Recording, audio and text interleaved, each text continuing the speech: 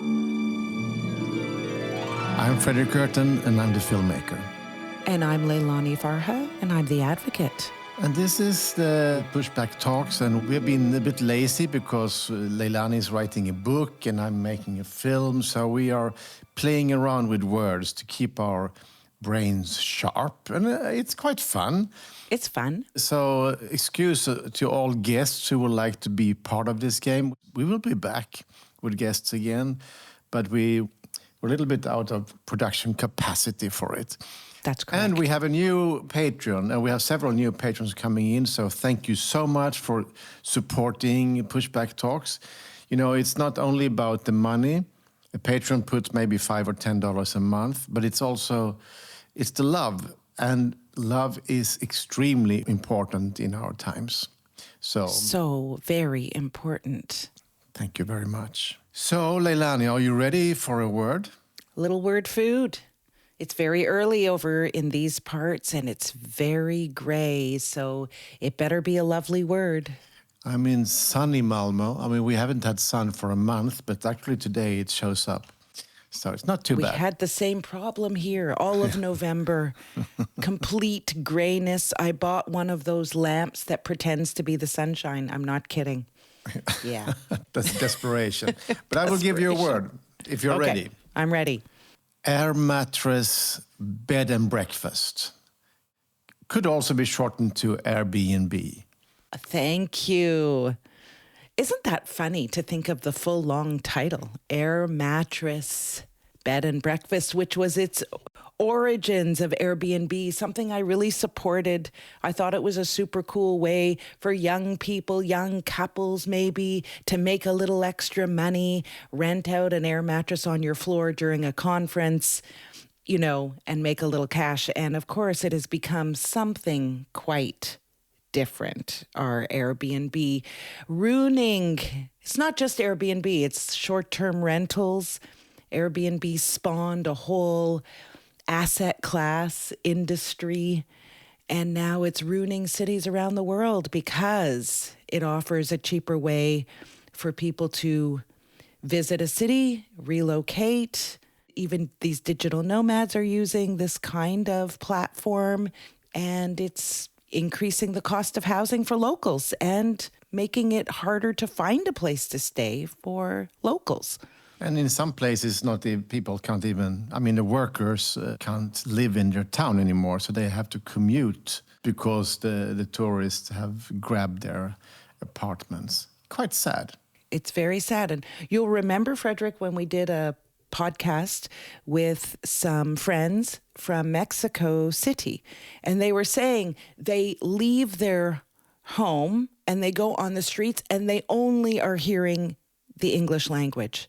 Right? Gone is Spanish. I mean, it's really become out of control. Yeah. And, the film we made once upon a time, Push, it's now a lot of people are asking for it around in Italy, Spain, and many other countries, and because they want to talk about touristification. So I'm actually going to San Sebastian in the Basque Country in Spain now in January, with a showing of, they have a whole month, a theme month about touristification and gentrification.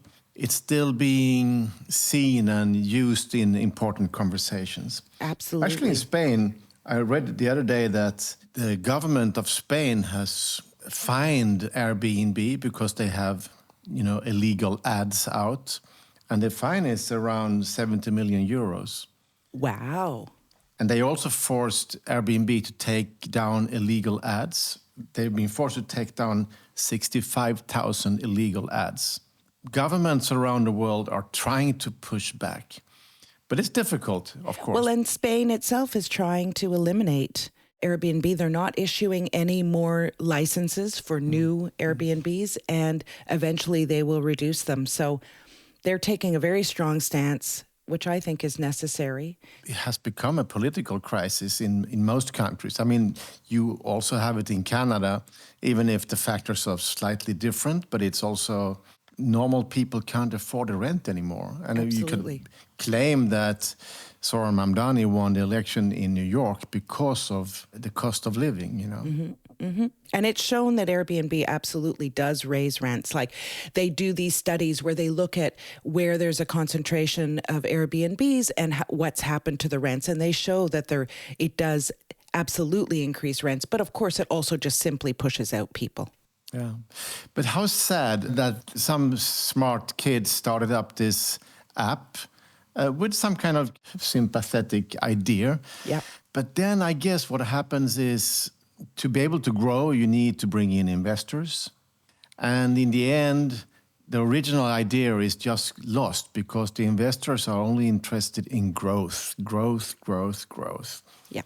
And that makes even nice ideas go corrupt. And we can see that in many other sides. I mean, I wish these tech guys could be nicer and friendlier and, be happy with not a little bit less of profit, so they could also go hand in hand with the needs of the cities. I mean, obviously, the strength of Airbnb has been that some people have been able to stay in town because they've been renting out an extra room now and then, or when they go on holidays, they can rent out their apartment. All that is kind of fine, but suddenly it is not like that anymore, Leilani.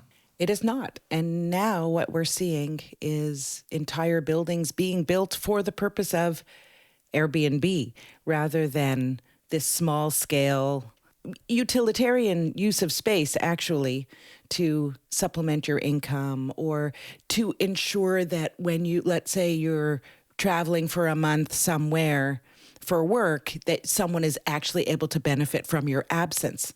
That's not what's happening at all. I saw it in Portugal, actually, many years ago when it wasn't really an issue, but they were revitalizing parts of Porto, and they were taking these beautiful buildings and renovating them, and it was big multinationals, in particular a group from France, and turning them into these short-term lets rather than turning these beautiful buildings back into spaces and places for locals. So crazy, entire buildings. It's also for us, I mean, I love to travel, but I also love to come to people's town, Now suddenly some of these cities there is no more people living there. And, Fredrik, I remember it was you who first said to me that the very reason people liked Airbnb was being undermined by Airbnb. So the idea of going to a city and living like a local was the attraction.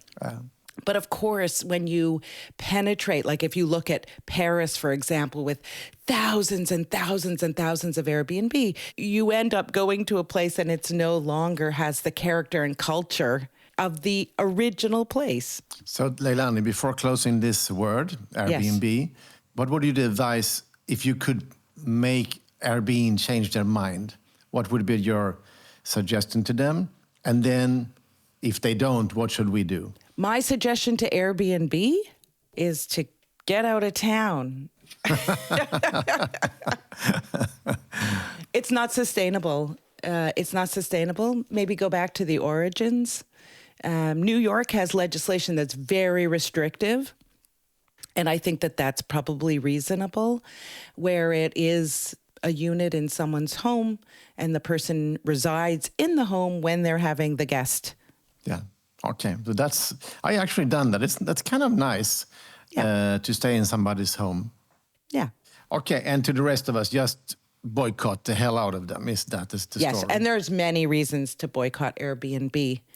Not just the housing reason, like there's also political reasons around Israel-Palestine. Just look up Francesca Albanese, the special rapporteur on the occupied Palestinian territories.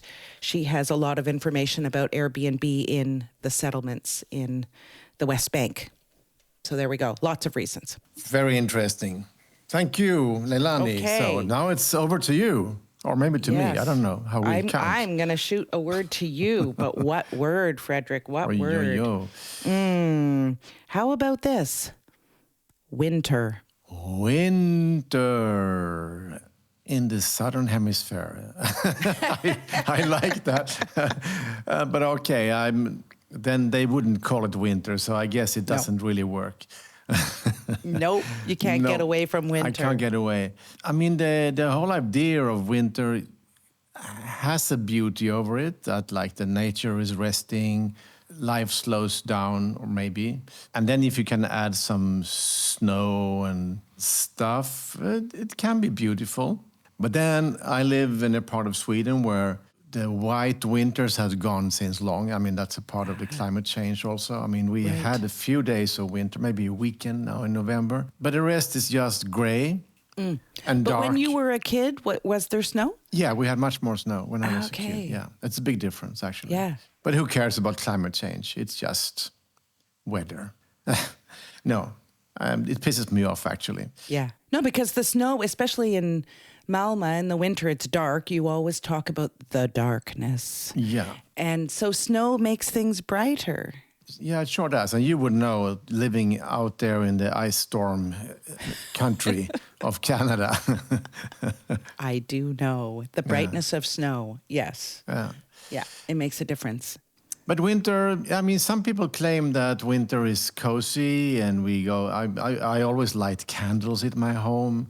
I try to bring fresh flowers to keep some kind of beauty in my home. And then, of course, I can drink more red wine. It doesn't get better than that. Summer is like more white wine, you know, so it's That's right. you can have a kind of a cook like more focused, you know. Yeah. And warm things. I like to eat warm things in the winter. I eat soup almost every day for lunch in the winter, which I do not do in the summer. Oh, a gazpacho maybe, but I also survive by my hot yoga, you know. So I've Right. just been there today, and I do it like Nice. 3-4 times a week. It's a way of not getting light, but getting sweat and heat, Warmth, yeah. And I feel it gives me some kind of resistance. But I still I must admit that for me, winter is a bit of a depressed time. Yeah. So I'm born in the spring, and spring is like where life comes back. Same. Born in the spring. Winter, it's funny. I've been thinking about winter a lot. We've had a very early winter in Ottawa. November was gray, literally from November 1st until November 30th, gray. We have a ton of snow. It's only December now, 16. Ton of snow, very cold temperatures. And I've been complaining about winter, as I always complain about winter, but this winter I've really been complaining. But I do realize that for all of my complaining, I have all of the right clothes, and it really is true. If you dress appropriately, it's not that cold outside. And when I go for my long walks with my dog, Bean, I love it. I do love it. And I love the feeling I get in my cheeks. There's a certain kind of cold feeling. And I love the feeling of coming back home into the warmth. And sometimes I have a fireplace. Sometimes we have a fire. And so for all of my complaining, I will admit to our audiences and to you, Fredrik, that I have a small affection for some internal feeling in winter. I've said it. I showed this for you. A wintry tree. Yeah. Yeah. That's sweet. I mean, the opposite to winter is summer, I guess. And summer is a lazy time, so there is no revolution in summer. So winter is like a time for political activity and, you know, to gather people to change the world. Yeah, so, to write books. And to write time books. to write books. And maybe make some films. So, okay, let's use the winter to something good. And a big hug to you in your deep snow house out there. Thanks, Fredrik. And brightness to you in the darkness. I need it. Thank you. Wow, Leilani, we've done 2 words. We did 2 words. We did 2 words. And that means that we can say au revoir. See you next week. À bientôt. You À don't say au bientôt. revoir. À bientôt. À bientôt. See you next Unless week. you don't intend to see me for a long, long time. You never know. I will hope to see you next time. Next week. Next week. Ciao, ciao. Ciao. Pushback Talks is produced by WG Film. To support the podcast, become a patron by going to patreon.com/pushbacktalks. Follow us on social media at make_the shift and push_the film. Or check out our websites, maketheshift.org, pushthefilm.com, or breakingsocialfilm.com.